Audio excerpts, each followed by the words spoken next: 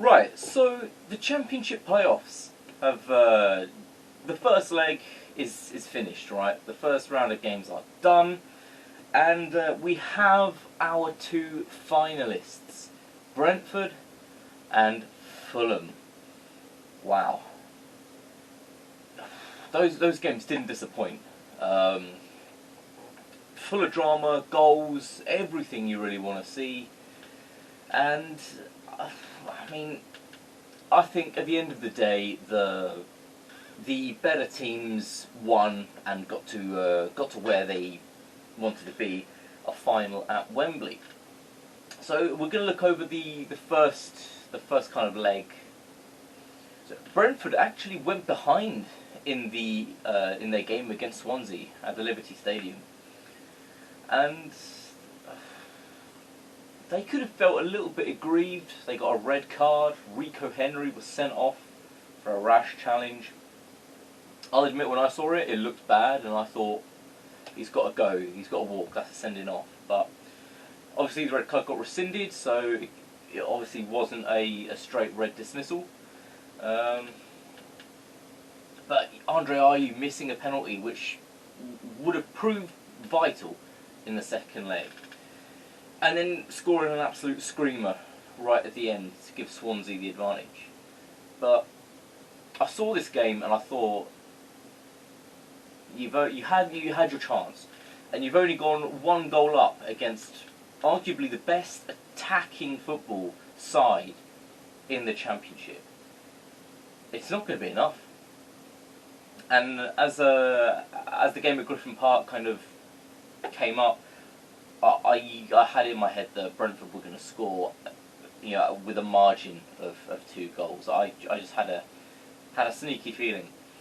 And then within about 10 minutes, Brentford did just that. Ollie Watkins and Emiliano Marcondes scoring 2 fantastic goals. Listen, Brentford's the way that they are able to attack is phenomenal, and I've got to say, if they do make it to the Premier League, they will be a very scary team. They will be a force to be reckoned with. But 2-0 up, they went into half time. Swansea just didn't look up for it. They really didn't. None of the big game players were stepping up. And right after half time, Brian Mbeumo put the game to bed. 3-0, another fantastic goal. Swansea were just outclassed on the day. Ryan Brewster got himself a consolation goal, but it wasn't going to be enough. Had Andre Ayew put away the penalty in the first game, could have forced extra time, but it wasn't to be. So Brentford marched on to Wembley. It was a fitting farewell to Griffin Park. Final game at that stadium, and they've really done their fans proud. And they've got one game to go. Fulham against Cardiff. Wow. See, this is the game that I thought could have had more variables to it. So this is where I thought it could have gone either way.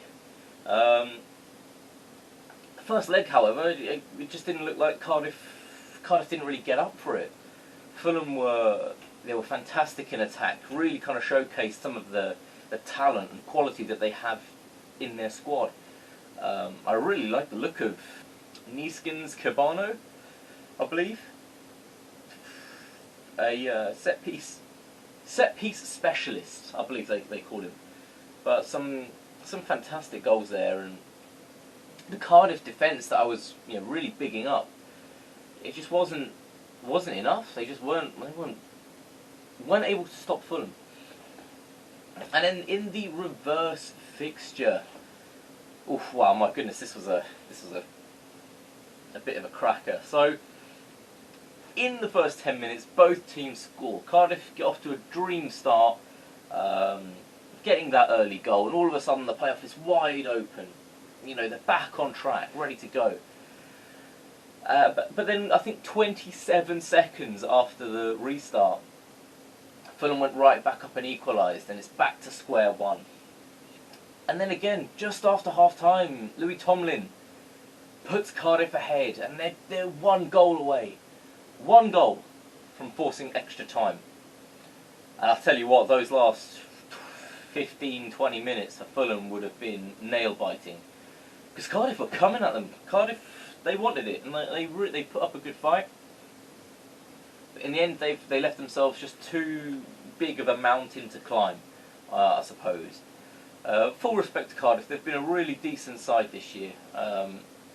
They've been worthy opponents. I'm excited to see what Neil Harris does. I think they're going to be a real force in the Championship next season, and could be a good bet on, for promotion. But Fulham march on. Fulham march on to Wembley. So, we're going to do my predictions for the playoff final. Who will be joining Leeds and West Brom in the Premier League next season? Will it be Fulham or will it be Brentford? It's going to be played over one leg. There's a lot of factors at play here.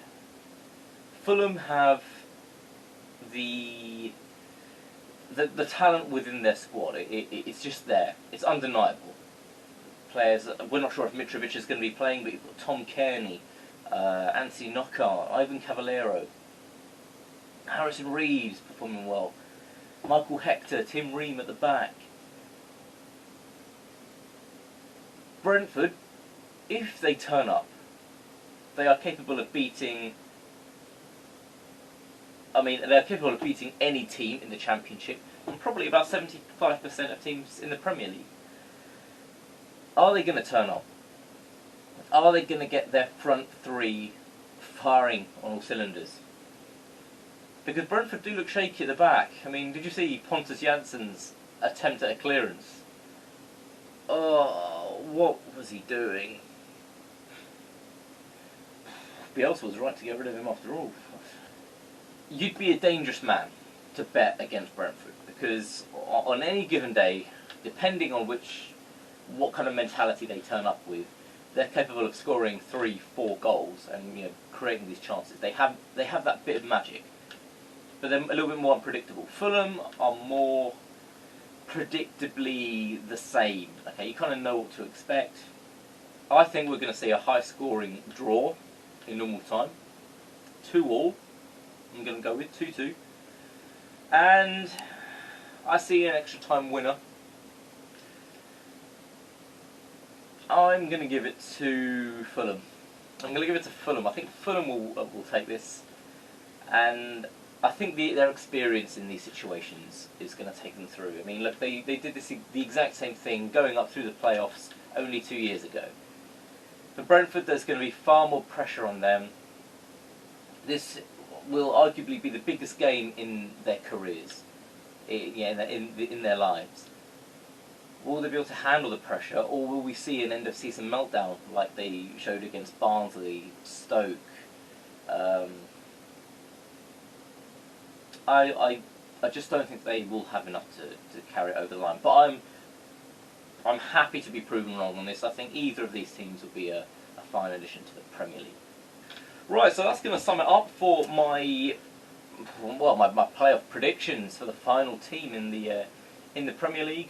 I'm going to do a preview for the Arsenal-Chelsea FA Cup game as well later today, and then we're also going to come out with some Leeds United transfer news. There's a video in the works as well, because I'm seeing there's some stuff to report on.